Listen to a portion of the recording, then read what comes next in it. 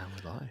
Welcome, ladies, gentlemen, and Hormigans to that 6+++ show. I am your host, Tom. We are doing a little emergency Balance Dataslate download for you today because obviously the slate is out. We have had an amount of time to digest it. Some would say not enough time, quite a small amount of time, but we are still nonetheless going to run our mouths and tell you what we think about it because that's what we do.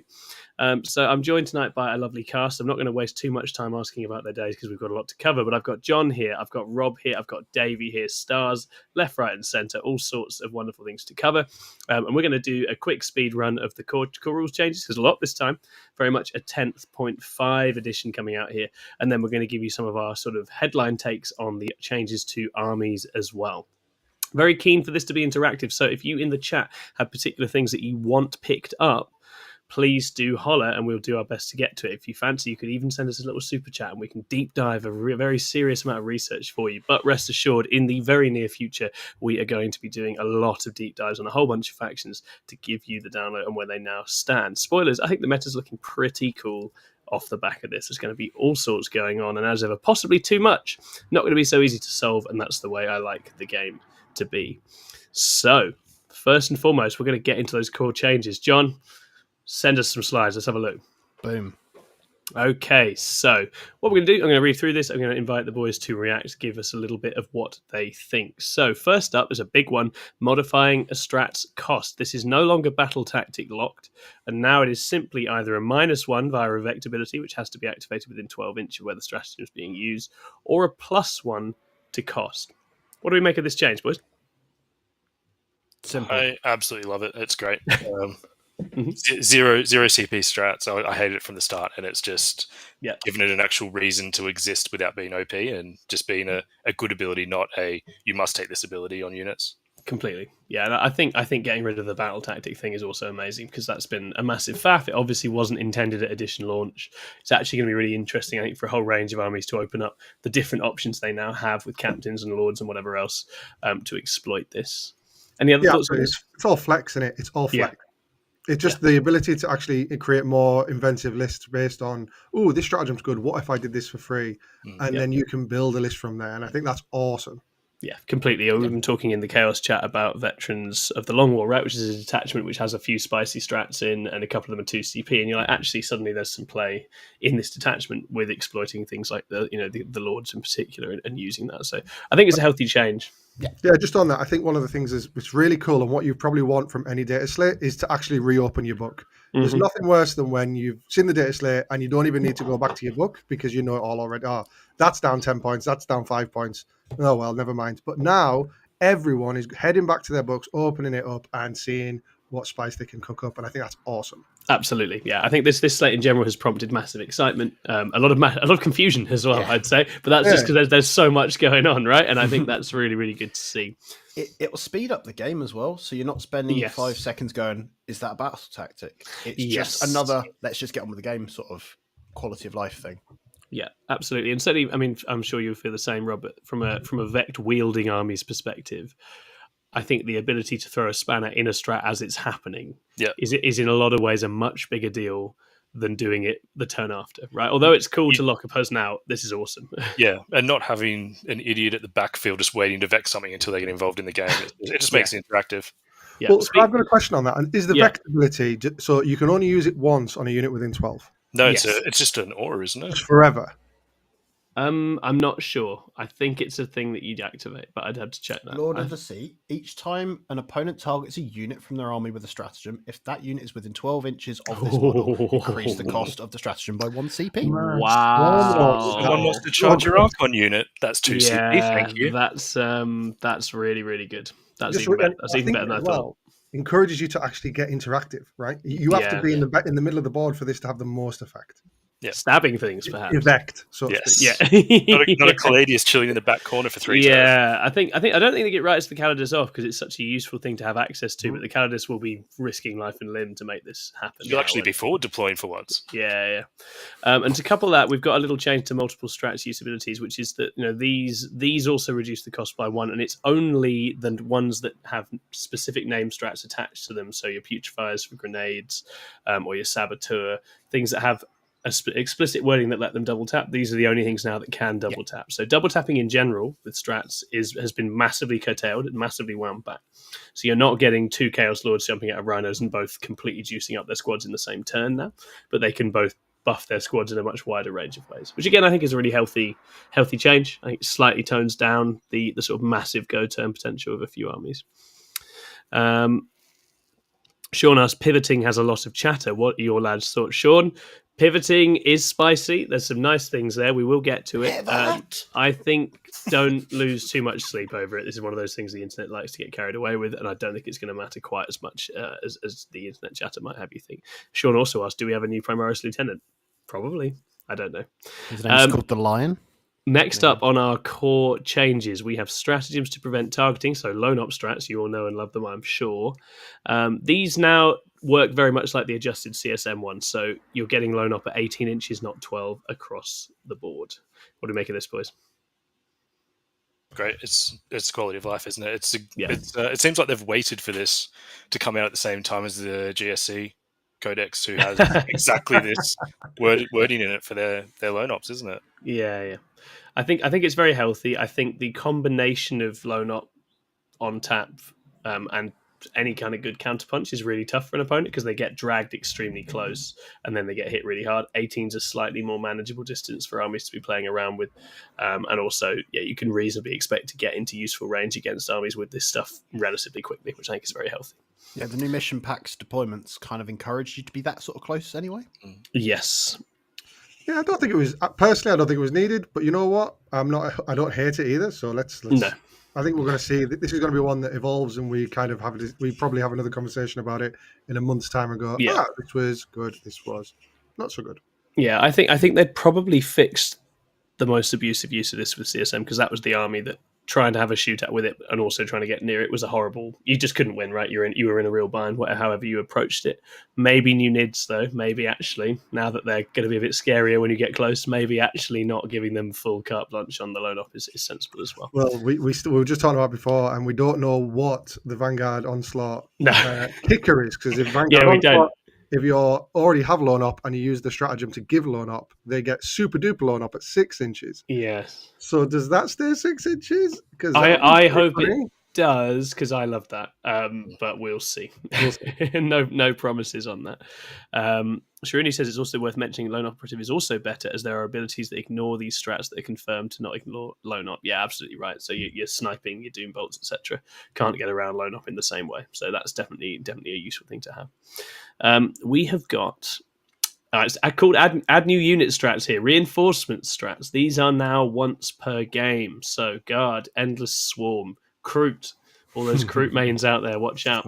A lot of armies that have access to a recycling strat. These are now going to be capped at once per game.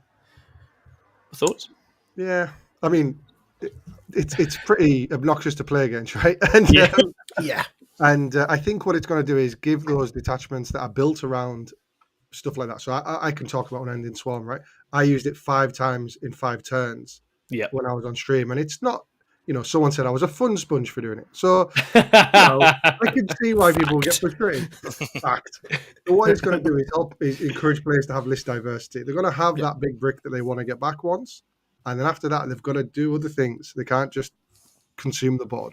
Yes. I think it's really good from a counterplay point of view as well, because if you do have that Kasrkin unit, it's not, if I kill it, it'll pop up. It's, if I kill it, it'll pop up, so it can't do it late game to steal my home field. Yes. It creates a nice little dynamic there.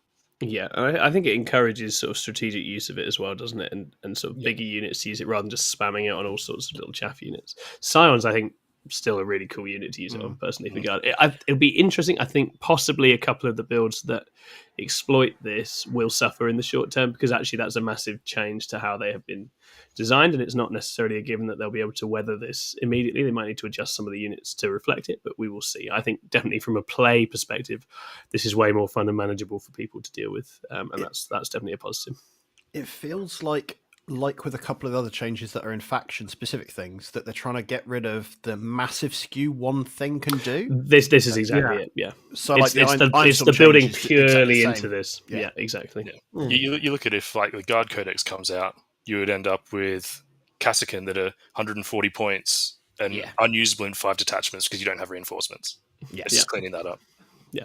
Sean Kettle says, don't GSC have wording to get around this? So GSC, I think one of the detachments does have a stratagem that can do this sort of thing to this effect, but they have a revival mechanic, which is a ride, a 1, 2, or 3, or 4, 5, or 6 ride that you're very welcome to go on if you are interested in playing GSC at the moment.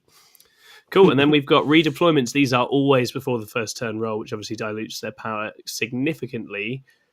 I think healthy to see this standardized. What do you think, John? I think so, because it can be a situation where you also have that kind of inconsistency where you're like, your opponent says it and you're like, is it?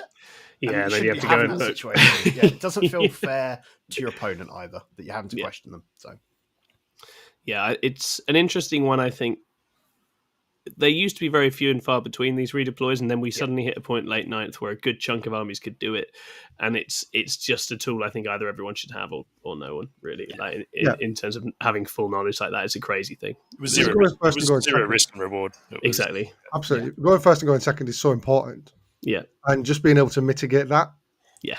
Some armies can, some armies can't. Again, it let you really skew into certain kinds of play. You're like, well, I'm loaded up here. I can do what I like. Doesn't matter if I don't go first. I'll just adjust it. So it now makes it a bullying thing to do in deployment primarily. So you're going, I'm going to pressure here, and if they don't deploy to kind of counteract that, you then don't have to redeploy them. Yeah, exactly. It's brilliant. I love it. And there's still loads of game in this. Totally loads of game in it. Oh yeah.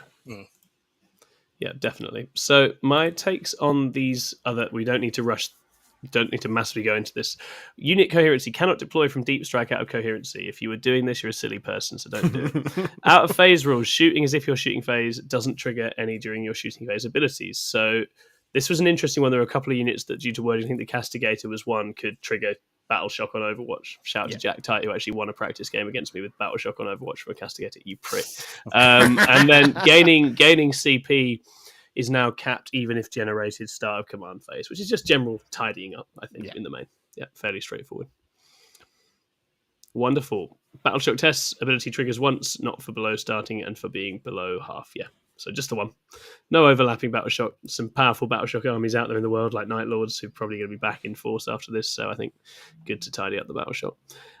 Then we have movement changes. So this was the bit that certainly when I first read it, my brain just went, nope, someone else can tell me what this means. I don't. But essentially, for vehicles and monsters, the first pivot is 2 inches of movement, then any future is free. So this is just a complete getting around situation where you can give up a bit of your move to adjust as much as you need to and then continue on moving. Obviously, you can't end moves in places you can't be placed, and moving through gaps base needs to fit, not the entire model, which is great for big things with wings, which I think is really cool. And quite of tentacles, Tom. Oh no, surely not. Toxicrene might actually be worth. Toxicrene might actually get on the table. Oh mate, what strength is a Toxicrene, Davey?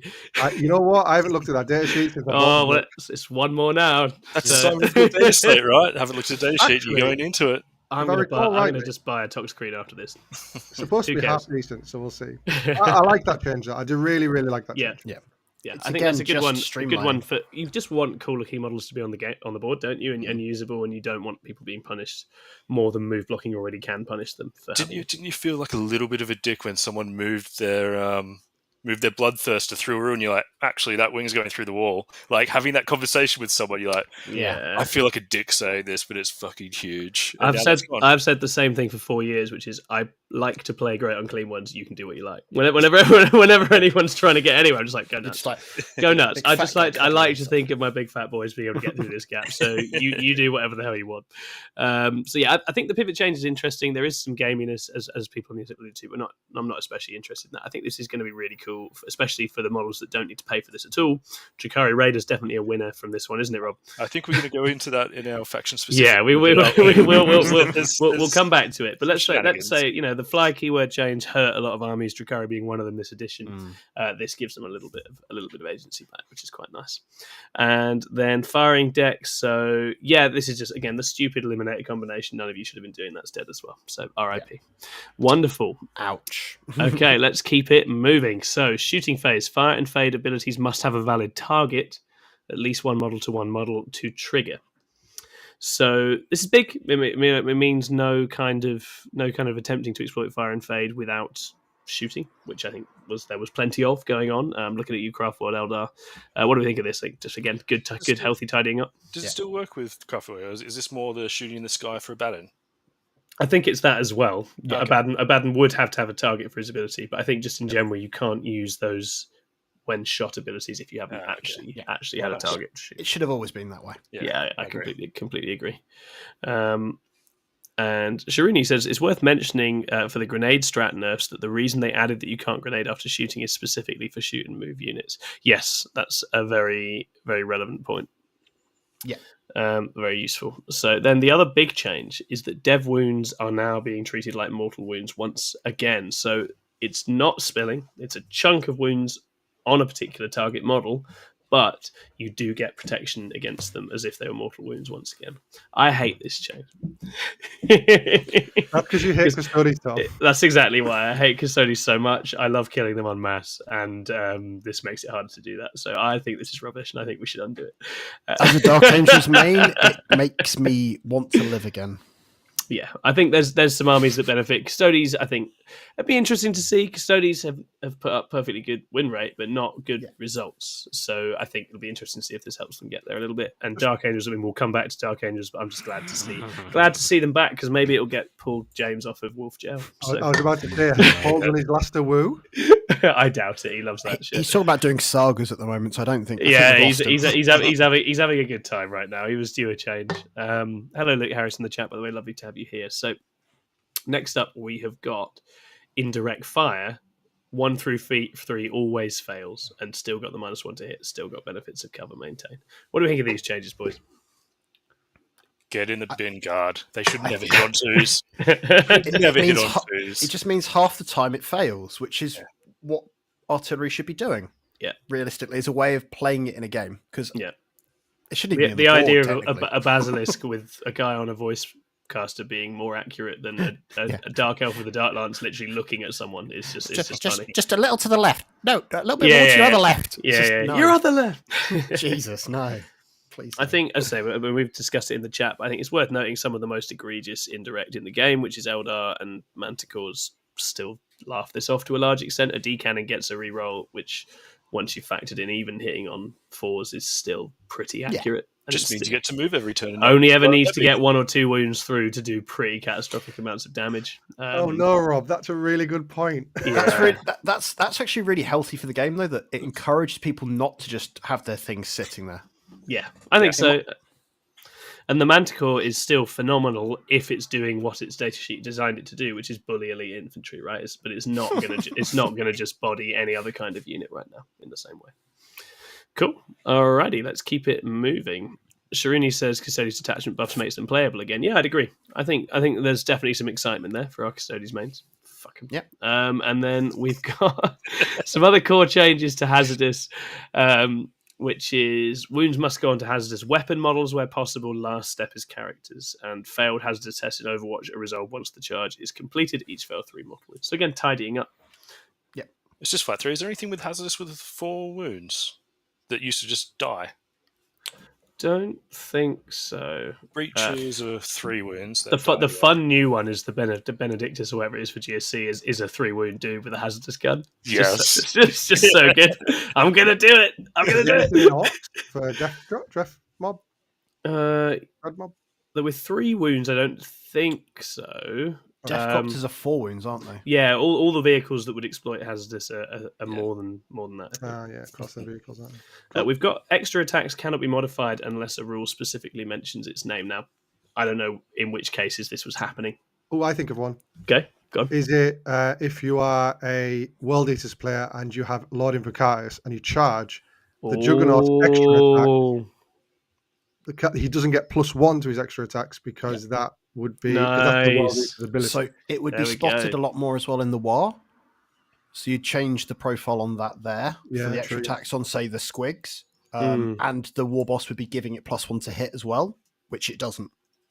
Yes, yeah, that makes sense.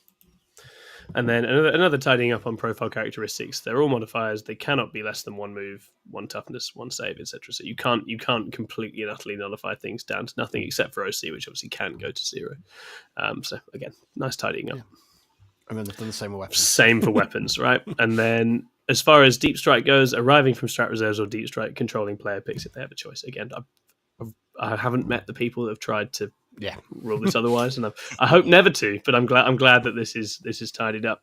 And then leaders, when detaching, a bodyguard does detach after all the attacks are resolved. You only count as killing a character unit if the character unit that is attached is killed, not the bodyguard. So you have to actually get the character to get a character kill on a unit. Again, I've not seen that ever played anywhere else. But Is that like some of this really is just there was one guy at one time, and they've had to spell it out. You have it where where Dark Commune, you have to kill the whole Dark Commune unit to get. That's interesting. Yeah, so in that instance, you would need to kill the whole little guard command squad. Assassinates. Or a guard has been changed to model now anyway, so there's another unit. Okay. Yeah, that makes some sense. Cool. So again, it's all good tidying up, guys. I think it keeps it nice and simple. Command reroll, speed rolling is fine. Yeah. Great. Cool. Good. quality of life. That's all it is. But you'll get more knowledge. Shut up. I can't wait to knowledge. roll my 3D cannon shots and then re-roll 2 of them after I know what's happened. Okay. Yeah. Rob, why do you have to piss on everything? This is particularly obnoxious for Eldar because they abuse this more than anybody else. But hey, Eldar have had a quieter time lately, so let's let them have some stuff. I think what's good about that, just to add it, and I'm taking this off Mikey Hellstorm, is yes, you get more information, but so does your opponent whenever they do it. So it's completely fair. It's flat and basic, right?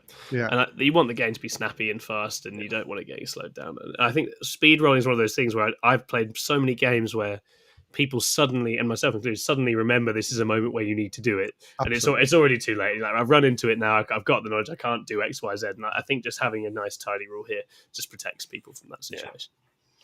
Insane bravery once per game. Cool. Grenade, you cannot throw a grenade if you advanced or fell back, even if eligible to shoot. Yeah. So no assault guns and then throwing a grenade. This hurts a few armies. CSM don't like this. They like advancing and throwing grenades. But it just feels like a tidy change. I don't think it's going to massively affect things that much. I think grenade remains a really cool little strat to have. And then a bigger change, which is tank shock. This obviously procced off of weapon strength. Now it's going to proc off of unit toughness. No bonus dice. What do you think of this one, guys? John had a good take on this. What was my take on this? Was this the whole?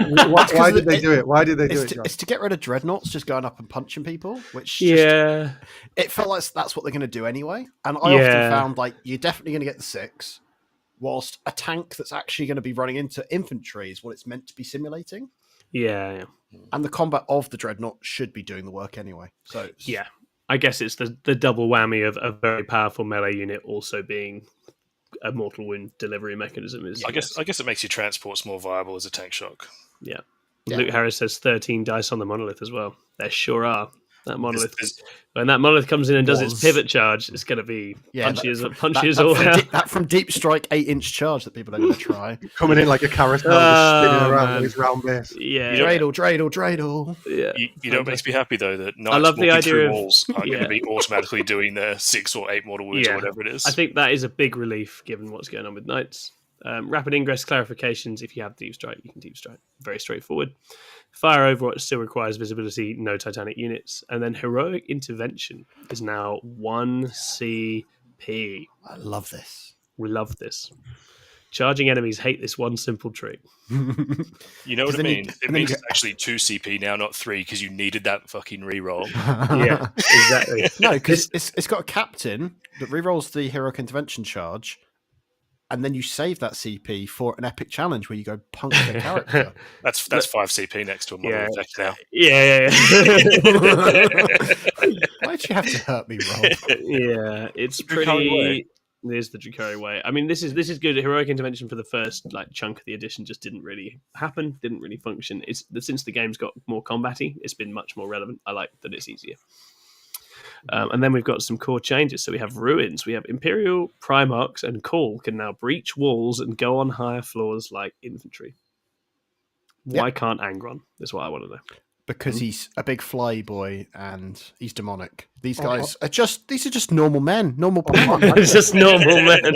Tom, what about Magnus going through walls and standing? I'd love that, mate. I would absolutely love that. So good. That'd be a good Stop time. moving again. Oh wait. Oh. I only ever did that like twice, and it's so fun when you do it. Now he can merely cover half a board in a turn. He can't move 17 Shucks. switches. The poor guy. Does he break his sweat doing that, Tom? No, not even a bit. No, not even a little bit. So, I mean, this is good, isn't it? I think it's nice to. I think the Lion and Gilliman haven't been very common. Cool hasn't been very common. Anything that gets them back out is good. It was the hardest thing because you wanted the board to be full of terrain, but then to get them anywhere was just a challenge. And then if you are rapid ingressing them, great, but you're still going to be behind a ruin. Yeah, absolutely. Absolutely. And then for ruins and visibility, aircraft are visible through ruins. Cool, that makes sense. And towering models within can be seen and see out. Yeah. And they are within, not wholly within. That's the that's it. Clarification. Just tagging is absolutely fine for them. And so I think that works well with the big knights, especially. So Warlord and Battle Line rules trigger even if you haven't selected your Warlord at the list stage. Yeah. Cool. Like, that's fine. I don't know how impactful that is. If someone does know in the chat, do let me know. It's got a lot of monolith love in the chat right now. That's the main thing. Cool. All right. And then big guns never tire. This is only in your own shooting phase. Makes sense. Yeah. Means you're not getting overwatched by something after you've successfully reached it and charged it. I think that's very nice. And then we've got models overhanging the battlefield. So if the hull of base is wholly on the battlefield, little other bits can hang over. You can't shoot using those bits. You can't like reach out across space. Yeah, Mikey at Hellstorm was talking about this earlier as well. A very funny example of Magnus's wing being off the board and shooting round a piece of terrain that he was hiding behind. It was quite funny. Yeah, he loves those parts of the board, does Magnus? I love it that they've made it so you can do that still. It's just that you can't see, but your opponent can see you. So there's only downsides to being. Exactly that. I think that's really good. And also, toxic green stonks continue to go up, so that's good. You can just have one half of his whiskers just skating down the edge of the board. Happy boy. You screen to model, right? Like 9 inches from the model, right? Whatever's closest.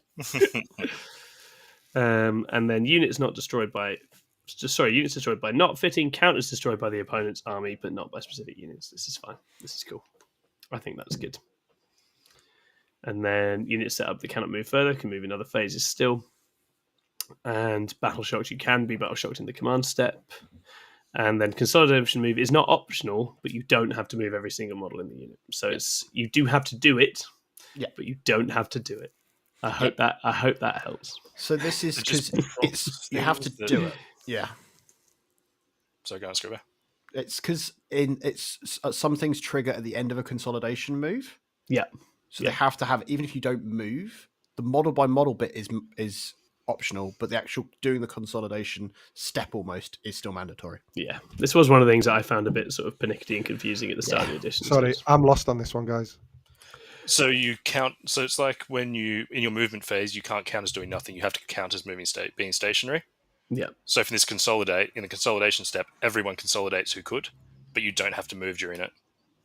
So there's not I have not made a consolidation move. You just have stood still if you want. Okay, got you. Clear. Yeah. There must be a couple of niche cases where there was some gaming to not saying that you hadn't done it or skipping the step, as Shirini in the chat says. Yeah. But I think ultimately, again, tidied up, simplified. That's good. And again, wherever these people that are doing this stuff are, stop it. Just stop it. Well, We're up to 33 pages in the FAQ. How much bigger do we need it? Yeah, we're absolute machines. We are continuing to chain through. Thank you, everyone, for your patience. We'll get to the armies and all the fun stuff in a minute. So we've got killing characters repeatedly, which I bloody love to do, to be fair. For a secondary, unless it states you can kill them multiple times. Urian stonks continue to be low, which is a shame. Poor old Urian, the coolest unit in that book. In the bin. Psychic ability, wounds inflicted by a psychic ability are inflicted by a psychic attack. So that's things like Doombolt now are regarded as a psychic attack, which is big for Feel No Pains relating to psychic attacks. Yeah.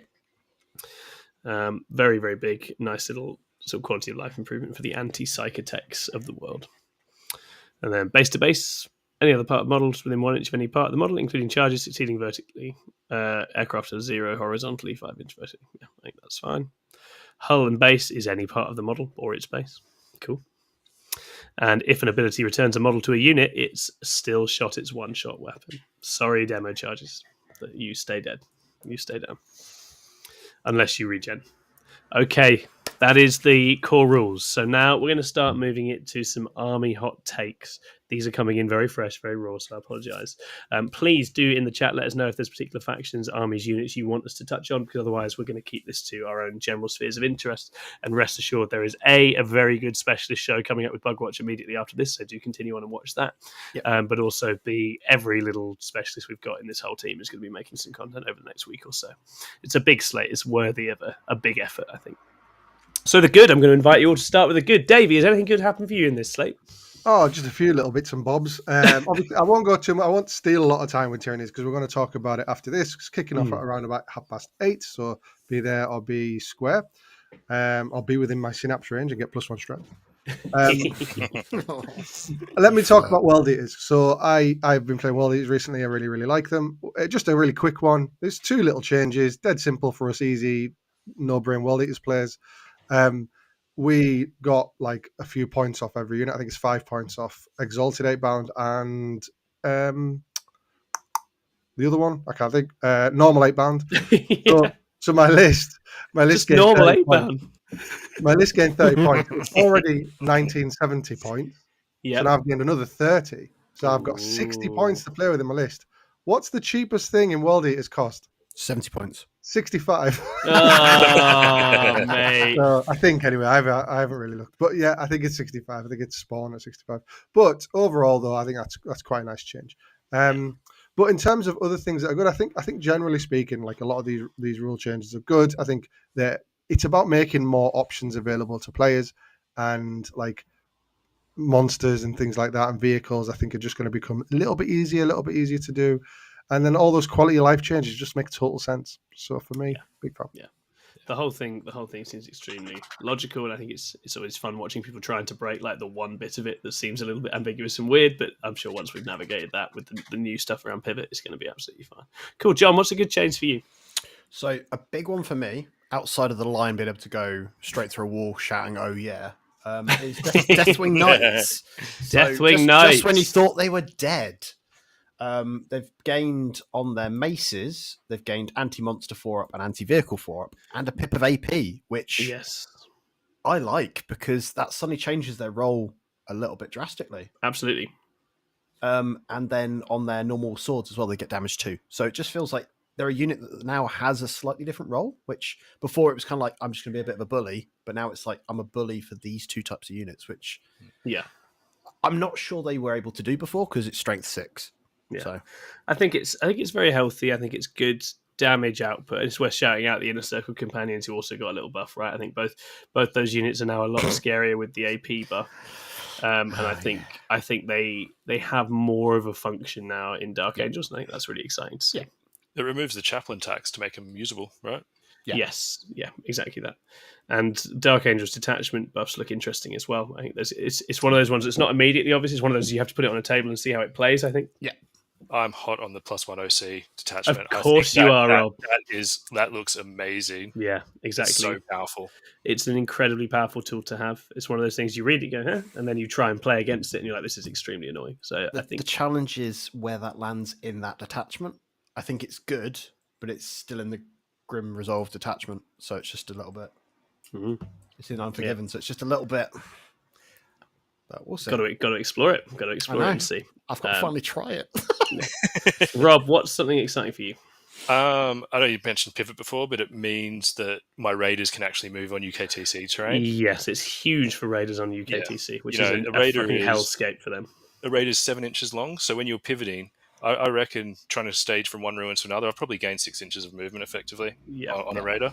So it means I can actually hide and not have to front line and hope for the best and get the first turn if I want to stage in the middle. Yeah, it's just getting them from their deployment into some of those hidey holes on UKTC can be really, really perilous, and I think it's really nice to have that.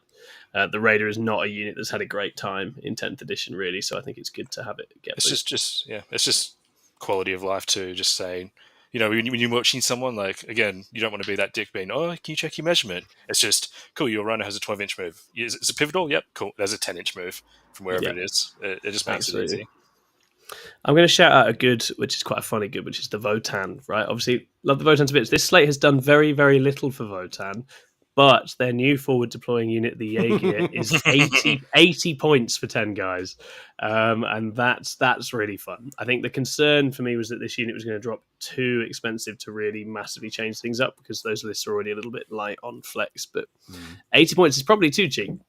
So I think lists with 10, 20, possibly even 30 of those breathes a lot of life into Votann, because they've been struggling because they can't get out their deployment quite a lot of the time. So I think this is nice. This gets them back in the game for a while. Obviously, we don't know when their book's going to be, but I think it's really cool to see that unit land at a price point that I think is going to get Votann players excited, because they deserve to be. They deserve nice things. You know what's going to be hilarious with that unit now, Tom? What? Votann mirror. Yes. I'll put mine this side. You put yours that side. And we both have 5 CP turn 2. Yay!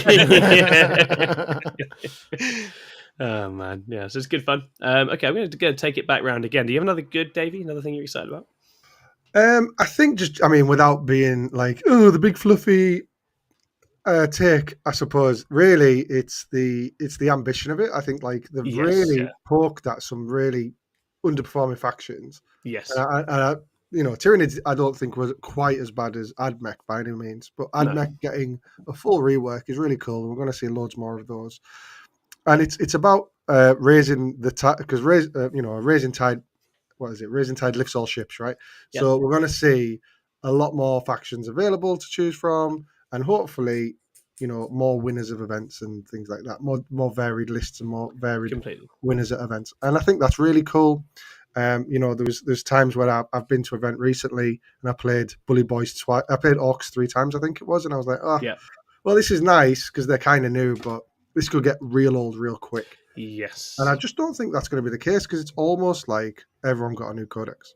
Yes, I think that's it. I think that's where the balance approach in 10th has felt enormously more positive, because, as I say, it put us in this position at this time in 9th edition. We were being repeatedly punched in the face by whatever was coming out, and that was the way that the meta worked. Mm-hmm. And actually, that's extremely boring in a whole range of different ways. Whereas I think going wide on changes, actively reshuffling the entire pack like this, and bringing up the struggling factions in interesting and pretty dynamic ways with Nids and Admech, right? Those are changes that get players excited. It's not just, here's 20 points off X, So I think that's really reassuring, and I think, it also creates the best situation meta-wise, which is just that there are too many people trying too many things at once for you to say, if I run this, I win all my games.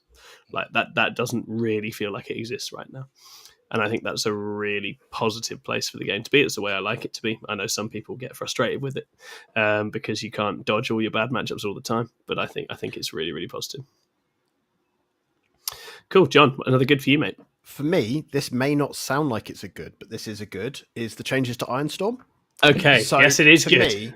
Me, the target augury web enhancement, because it used to be an aura, it's now point and that person within 6 has it. Yeah. It stops people going, right, I'm playing Ironstorm, so I'm going to have a castle of stuff, and this is what this army does. This is now going to encourage people to kind of look at how else they can play that detachment. And then as a result, they don't have to go, right, the way to fix this detachment is to just put the points up on the enhancements, which always felt bad, because it's just like it's punishing people that wanted to use that detachment when it should just be kind of toned down, perhaps. And it's similar to like the Orc changes are very similar in that respect, that it can feel bad at first, but you're like, well, actually, this just means that I don't instantly go, well, I've got to take Bully Boys because that's the one that I'm going to play and get the best chance of success. Instead, like, you go, ooh, what about if I take that detachment I haven't used, because the points have been tweaked a little bit. And I think that's where this is interesting to me, is that, so like Ironstorm, maybe people that were going there going, like, turn up to a GT going, well, I've got to take Ironstorm. Now we'll consider, why not I just take something else? Not even the same detachment. Yeah. They changed Mercy's weakness to 2 CP now. They did. So it's just taking those, like, Marines are so hard to internally balance because there's so many rules, and it's just pulling a lever just to bring that one down a little bit, just to bring it in line with the others. It's completely, it's nice. And it's subtle in a way, but not subtle. But it's just pulling different levers and then going points. Yeah, I think that plus the new missions probably helps bring Ironstorm down and out. And actually, what's exciting is it feels like combat Marines of all stripes are in a nice spot coming out of this, and that's what you want, right? You want melee Marines, or at least mixed arms. You don't want this kind of joyless Ironstorm list to be the only way to play the game. So I think that's really exciting. Rob, what's another good for you, buddy? The changes to indirect, I think it was done really well. Like making it making it not reliable. It's for the game in general. Like it's not even for the damage potential for things like Manticores. It's for things like someone bringing a whole heap of mole launchers or mortars, effectively locking out huge swathes of foot slogging infantry. Like you can't bring. I don't know, Dave, you've probably got units in the same boat, but your T3 guys who want to come up and stage and go out and hit something, and you just couldn't put them in your lists because you know that in some round of a GT, it's 200 points of wasted points that will never do anything. Yeah, so absolutely. I think it will change the meta in ways just for that. Yeah, completely. And it's not that there's not risk to doing that now. There is still risk, and there's still, these indirect guns are still very much going to be a problem for small little chaffy units, but it's not, these just all immediately die, which is a big positive, I think. And indirect, I think, should always be in that place where sometimes it'll work, sometimes it won't. And you don't want certainties. Yeah, you don't want indirect pieces that have all the certainty of a full battle line tank. That's ridiculous. Absolutely ridiculous. Brainseller says, have I missed Swissley talking about NIDS? No, Brainseller, you haven't. NIDS is going to be doing that at 8:30 on Bugwatch, who are going live after this as the headliners of our Balance Dataslate gig that we're putting on for you all tonight. So don't worry, he's not going to talk much about NIDS right now. But if we are talking about good, I'm going to drop another good point, which is that I do like the creative solutions with NIDS. I think it's really cool. I think particularly it's the Neuro Tyrant plugging into Zone Thropes is going to do some absolutely bonkers stuff. I think that's massively exciting. And I love that they've juiced up the Vanguard Onslaught detachment, because that's by far my favourite one. And there's some extremely cool things going on with that, with the keywords they've handed out and some of the combinations. So, yeah. We asked people in the Discord, what would be your pie in the sky idea? What would be your dream scenarios for, or dream things that would, in reason, for Tyranids to be changed. And I think a lot of the guys actually got some right. They did. So, I was watching, I was like, I can't even really comment. Like, they're a lot closer to the truth than they know.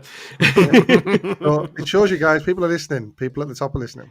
Absolutely, they are. And I think you can really see that in the approach taken across the changes this time. Right? We're in really safe hands on the balance front. I think there was one or two little slips here and there, and little things that will need catching up and following up on. But in the main, it's in a really, really positive place. So I think that's really, really good. Another thing to call out, what was I going to say? There's another positive, which is the I think it's really good actually to see new releases like Sisters and CSM having an adjustment at the start. Yeah, it doesn't feel fantastic from the perspective of someone who's just started playing CSM, but I think you want to not leave any doubt that their book's going to come in too hot. And I think the same with Sisters, where the rule set was really powerful, and it was evidently going to be an issue unless an extreme response was taken. So I think both armies have taken heavy hits here. You're damned if you do, you're damned if you don't, right? Yeah. Exactly that. And I think it's safer just to mean that they're not make them not meta-defining on release and work back, right? From an army point of view as well, like you would rather have good rules on your units that are expensive than shit rules that you spam. Yes. Yeah. It's more interesting for everyone. Yeah, absolutely. All right, let's move it to the bad. Hello? Oh, thank you. I'll grab that. You guys start talking about bad. I'll be 1 second. All right. So a bad one. Who's got a bad one? Oh, people may not know, but I had a job interview today, so I've just been brought some congratulatory champagne. I haven't got the job yet, but I've just got some champagne just for turning up. So that's what I'm doing. You guys carry on. Oh, jeez. We apologize for some burps ahead of time. Yeah, absolutely. So give us a bad, John. Let's go. I actually think a bad for me is actually that we might see more Imperial Knights.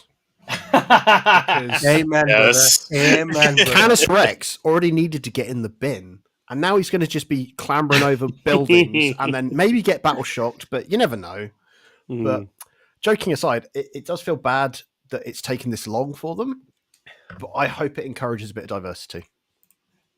Yeah, absolutely. I think it'll be interesting. I think Knights coming back is always, they always feels like they land in one or two different places, but I feel like the changes for moving through stuff is great for the big ones, and that's always actually my favorite. I don't mind seeing the big Knights across the table, which is the all war dogs I find really tedious. So I think that's exciting. Cool, Davey. What's a bad for you, my friend? Sorry, I was just writing it down before I forgot it. So you're going to disagree with me on this, but I think heroic intervention at 1 CP is a bad move. Oh, interesting. There's two reasons off the top of my head, but I've come up with other ideas behind this earlier. But at 1 CP, I really like the interaction you would have. Well, okay, let me put it this way: which is better, interrupt at 2, which is better, interrupt or heroic? Right? Mm.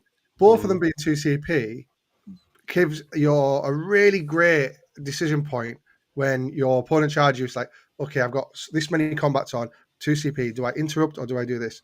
Now, if you've got 3 CP, you can have your way with someone essentially, like because you can just heroic one way, interrupt over there, or what have you. On top of that, what did in ninth heroic was 1 CP, right? And what was ninth obsessed with? Fight first. Yeah. Was that a good place to be? Not necessarily. Not always, no. So I'm not a huge fan. I think it might. You're right that it might be a bit too much of a shot in the arm for a melee playstyle, which is often very uncomfortable because it's that full on brutal. Here is everything. I've shut you down. Yeah, and Rob's going to be running around with that. It definitely benefits those armies. Lilith. Lilith is going to fucking love life. Odysseus says hi, but it is still a roll. I think that's the difference between 9th edition. It was if you're within the distance, you just go. Whilst there is a chance you can fluff it. Yeah. I agree, though, Davey. I think we'll see whether it needed it. I think heroic intervention is one of those skill cap things. Like if you are using it well, it's because you're setting it up as a trap, and it just makes it that bit more accessible, doesn't it? Yeah. It could be a good thing, could be a bad thing. I know I'm going to abuse the fuck out of it with Call of the Archon. Yeah, I was going to say, for Drakari right now, it's one of a whole bunch of changes that just make them feel very tasty indeed, which I think is really exciting. What's a bad? I've got a vague bad one. Mm-hmm. How many fucking changes there are, and I've got a GT and I've got a super major in 3 weeks.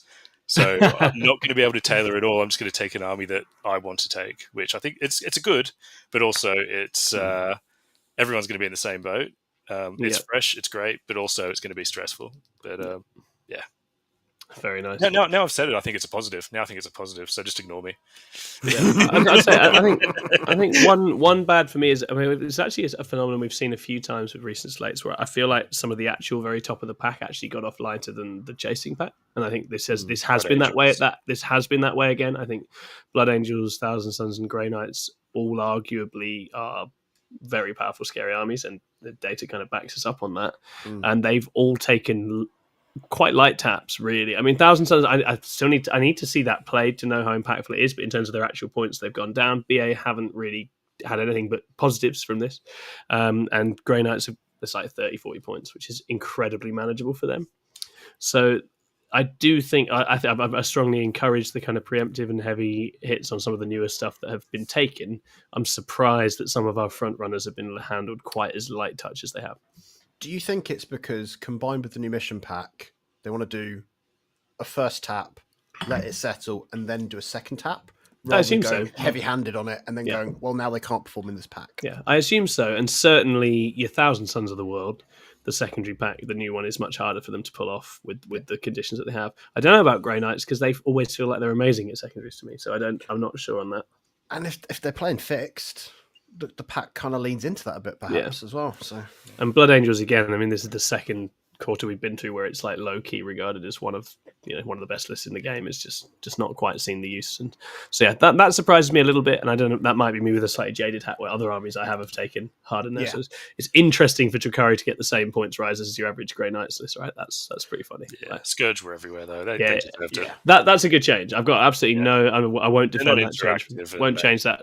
Won't defend that change for a second, especially if indirect gets weaker, Scourge get better. So actually, you've got to see it all in totality, right? Yeah. I think I was expecting, after seeing the GSE Codex, the 3-inch deep strike. So there's a strat in GSE Codex for a 3-inch deep strike. Yeah. If you're battle line, if you're not battle line, it was 6. I was half expecting to see something like that. I think the 3-inch deep strike is not great for the game. Yeah, you're right. The abusers of it are less now, perhaps, than they were. I mean, GSC being back, there is potential there. The inner circle detachment is now going to be a real threat with those Deathwing Knights dropping in your back line turn Watch 1. Out for that Damage retaliation cadre. Damage 2. Yeah. Battle round 1 as well. Yeah. Sean has shouted out, I love the impulsive capacity change and the repulsive capacity change. That's massively healthy. We're not going to see Redeemers. We're going to see repulsors everywhere now.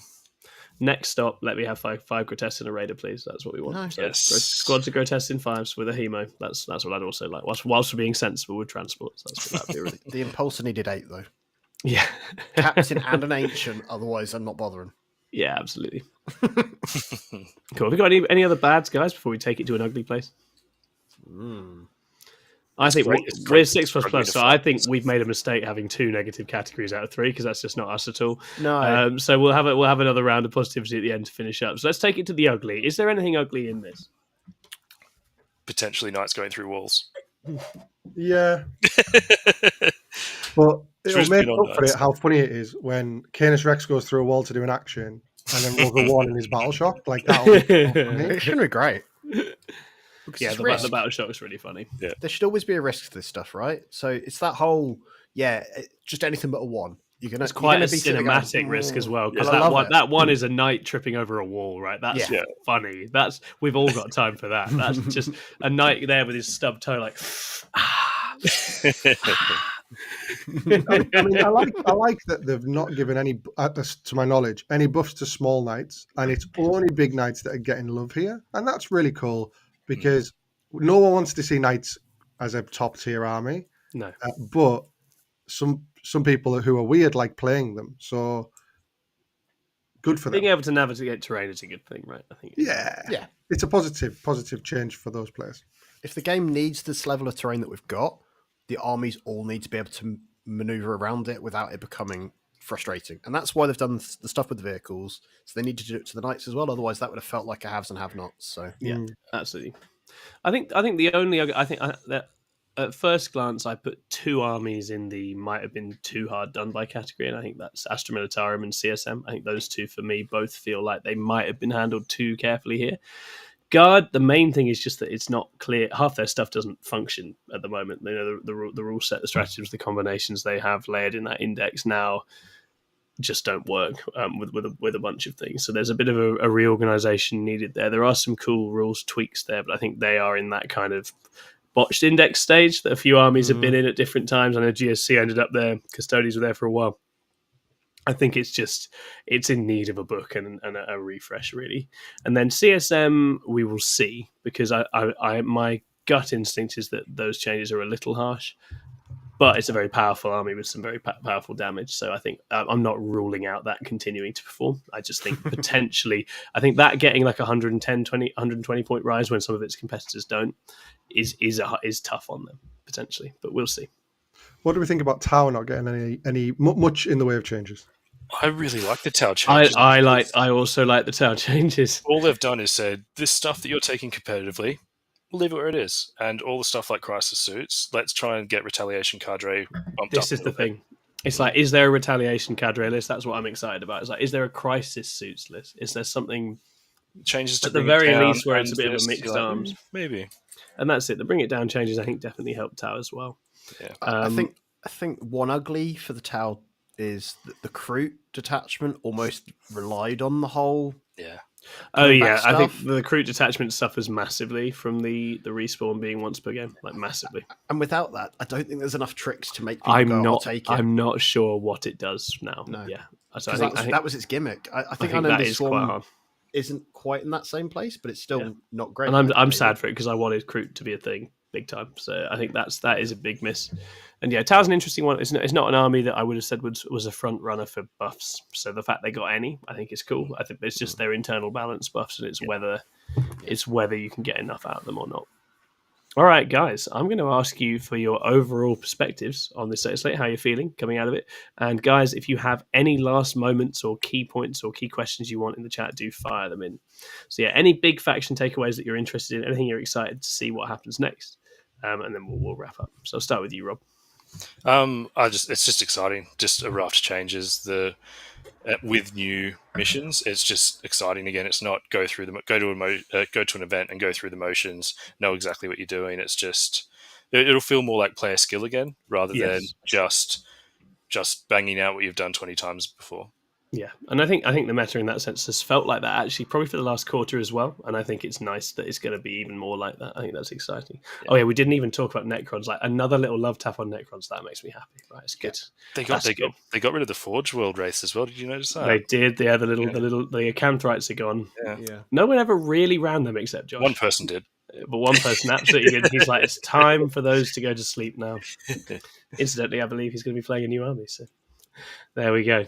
The time of the Necron is over. But I think that's a positive as well. Cool. Any other key points, John? You got anything? So for me, I'm quite excited about the Inner Circle detachment because it's the one that felt the most Dark Angel thematic as an idea, but it didn't execute well. Like the fact that it was one objective and that's what your entire gimmick relied upon. Having this whole thing where you've got a defensive version, which is that version, and then an aggressive one, which is everything you're not holding, feels to me like you're suddenly creating a game where you're not just going, I'm going to go deal with that one corner. You're now going, I'm going to push forward aggressively. And then you're rewarded for it. And that feels like how maybe a combat-leaning Space Marine army would work that isn't just Blood Angels. And I think it's exciting because I honestly thought that detachment wasn't going to get touched. And it frustrated me a little bit because it was exciting that it had, as a thing, +1 to wound in a situation, which is cool. But when all of it relied on the vowed objective being a thing, it meant that all of the stratagems were very situational that you then didn't get to use them. So now it opens up that detachment in a way that I suddenly go, okay, I'm going to reevaluate what I take as well, because instead of you just going and taking a couple of big murder bricks, maybe you do take these little MSU bricks that go and just deal with different vowed objectives. Yeah. And then you're not punished for it, rather than before you're like, I've got to take lots of big Deathwing bricks. Yeah, I think that's really exciting. I think the touch applied to Dark Angels is really good because what I'm relieved about is I'm not looking at those changes and immediately rolling my eyes and thinking about how that's going to be used in a different way by something else, by some unknown combo. It just looks like if you want to just go and play Dark Angels, you've got more options. And I think that's really nice. And that's it's not Iron Storm. I want to shout out the Orcs changes as well because we didn't touch on this, but actually, so I loved the Orcs book. I helped to review it, and one of the things I loved about it reading through it was the variety and the depth that's actually in that book. And me and Ed are very different people, as you know. And so when Ed looked at that book, the first thing he went is, what if I just took all the Mega Knobs and had a 4-up Feel No Pain all the time? Which is exactly the kind of way of looking at that book that makes me die inside. And I think adjusting that and adjusting Green Tide, which is the other way of looking at that book that makes you die inside, is actually massively healthy for Orcs because there's still an incredibly diverse, interesting set of units and rules in that book that you can play in a whole bunch of really interesting ways. I think the original detachment Warhorde is good. I actually think Bully Boys is still good, just in less of a shove the entire army in their face and see what happens kind of way. And I think actually this is probably one of the books that has the most ways yet to evolve of the ones that have come out. There's actually a ton going on in there, especially for people who love Orcs, who want to play them and have fun. I think there's so much still to come from that book, and I'm excited to see what happens. And I think a nudge off the Mega Knob step is probably a very positive thing. I don't know they need to get more expensive as well. I think that's a classic double whammy from GW. I'm not necessarily sold that was necessary, but I think there's still tons going on. In any other army, you'd bite the rules writer's hand off for a Feel No Pain 5. Oh yeah, 100%. So it feels reasonable. And then like even the Green Tide one, there is a enhancement for for one of your characters to count as being 10 or more models. So you can get around that quite easily. Yeah, absolutely. So there's options. It's just you've got to recalibrate, and I think that's what this does, and it's nice. And that's nice for me because I think Orcs definitely an army where there's a lot still to find there. Again, it's smoothing internal balance, isn't it? It's great. So we want to see more of that. So Shirini asked, Tom, I'm interested in your take on GSC and their rather interesting touches. I think the main headlines for GSC is that stuff getting cheaper is a positive. I think sort of vehicle-based MSU type approaches to GSC look very nice. I think overall the drops are healthy. Pure Strains and the Patriarch feel like they're in a decent place for me. I mean, I must say I'm biased because when I read that book, I was like, I'm playing the melee one or I'm not bothering, really. Like, I think that's what I want to do with GSC. I've done a lot of dropping down neophytes and hoping I kill someone. And I'm sort of like, if I can do cool things with the combat. And so from that perspective, Aberrants are still too expensive, I would say. Aberrants took like multiple nerfs that I think reduced their effectiveness by a significant degree, and they're still 150 points for 5 for a unit. I don't think that's quite there yet. I think I'd like to see them come down a little bit. But I am interested in MSU Aberrants with the Abominant, because the Abominant is really a lot better in the new book. So it's actually maybe once you factor in you're taking little 5s and you're putting the characters with them, that maybe actually they feel better in a different kind of role. But yeah, I think we'll do my take on the GSC book another day, because it's perhaps telling that I haven't rushed to make content on this book just yet. I think it's got some interesting stuff going on. I have to approach it from the context of someone who played it for a year and was exhausted and just had to essentially retire because they're migraines. They're a very taxing army to play. And I think there's still plenty of cool builds in this book. I think it's still big brain time. I think it's still very demanding. And I don't think it's easy. And actually, that is where GSC should be. That's actually a big part of what attracted me to that army in the first place. People go, oh, it's really hard to play. I was like, well, I'll show them. But actually, right now, I'm just a bit knackered. And I think me and Ed, and hopefully Jack Chapman as well, are going to dig into the GSC book very soon and do some GSC focused content for you. So I will start playing them in a bunch of games. They're in my sights for the next sort of TTS league that we do on the channel as well. I think that's probably what I'll run for that. So yeah. What's interesting about how they've approached them and Sisters is Sisters felt like a problem, so they've toned that down. But the changes to all the wider things like bringing back units that would affect Gene Sealers, because it doesn't feel quite as oppressive and stuff like that, maybe they're then looking at that and going, let's wait and get some data and see if this does need a boost, rather than just pushing the boost early. So it's bringing stuff down, not bringing stuff up. This is the problem with the... I think the Band-Aid of Cult Ambush needed to just be pulled off and they need to start again. I think that you have to be careful with an army that brings its stuff back. You can just get that so radically wrong, as we kind of saw it in release. So I empathize with them, but also I think the strong call to make was just get rid of that mechanic. And then I've heard it said in other places, it's not going to make it. It might not make it through the edition. It's definitely not making it into the next one. I just don't think it's worked as an experiment. Which is surprising because that 9th book was amazing, right? They had a really cool vibe with the 9th book and the way that it worked. And I think they just lost their way a little bit with this one. But yeah, still a fun, flavorful book. The Jackals detachment and the Melee detachment both look really exciting to me. I'm definitely going to play it. Cool, guys. I've ended up ranting about JSC for 5 minutes at the end of a data slate. I apologise about that. Maybe the champagne played a role. Who can say? Been really wonderful having you all tune in. Thank you so much. Please do hit like and subscribe. Leave us a comment. Remember, you can sign up and be a member on YouTube as well. We massively appreciate the support. And get yourself ready because in about 13 minutes, Davey's going live for Bugwatch to get into, I think, perhaps the most exciting set of changes of this slate. Shut up, Advent players. It is the changes to the Tyranids. All sorts of things to unpack. I think it's a really exciting looking army right now. So hopefully we'll see some of you over there as well. Bye-bye. We'll see you again soon.